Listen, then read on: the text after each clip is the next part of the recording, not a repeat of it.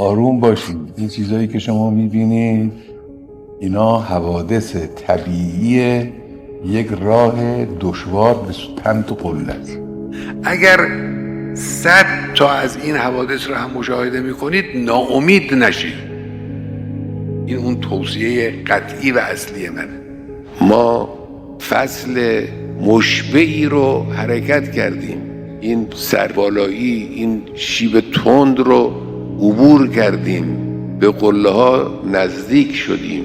نباید خسته بشیم. امروز روز خسته شدن نیست، روز ناامید شدن نیست. خدای متعال در قرآن می‌فرماید ان الذين قالوا ربنا الله ثم استقاموا تتنزل عليهم الملائکه.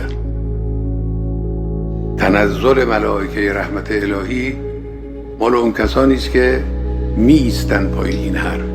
ثم استقامت میکنن، می ایستن. بایستید پای این ویژگی های خوب. هر جا خدا باشه پیروزی هست. وحدتتون رو حفظ کنید. این انسجام ملی خیلی قیمت داره، خیلی با ارزشه. ملت یک پارچه بر هر دشمنی فائق میاد. قدرت ملی بیش از اون که به موشک و هواپیما ارتباط داشته باشه، به اراده ملت ها و ایستادگی ملت ها ارتباط پیدا میکنه.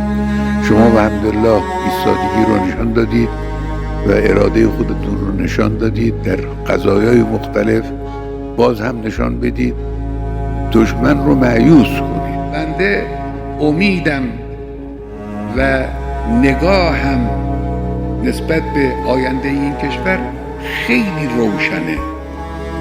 بنده میدانم که خدای متعال اراده فرموده است که این ملت رو به متعالی ترین درجات برسانه و بدانید که توطئه دشمن، خرابکاری دشمن، حمله دشمن، ضربه دشمن هیچ اثری نخواهد داشت و به معنای واقعی کلمه دشمن هیچ غلطی نخواهد توانست.